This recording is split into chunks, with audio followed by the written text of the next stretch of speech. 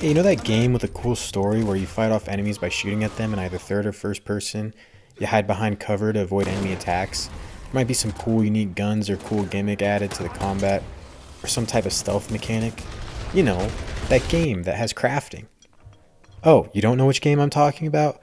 Probably because I've just described the combat in so many of the mainstream video games from the last 20 years. Once gaming hardware was able to do shooting in 3D in a way that actually felt fun, it was like almost every game decided that was it.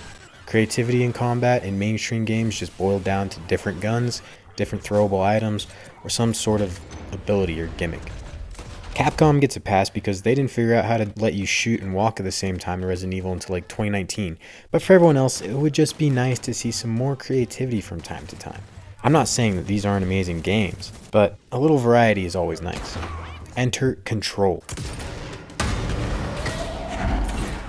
This game feels unique and is such a breath of fresh air. Admittedly, the beginning of the game is pretty slow. Once you start to learn more and more abilities, this game gets good. You'll be sprinting around, picking up whatever's in the room and launching it at enemies, dodging attacks, experimenting with the gun and figuring out which type you like to use, creating your own shield and throwing it at enemies, slamming down into the ground like some sort of superhero entrance. You'll learn to fly around.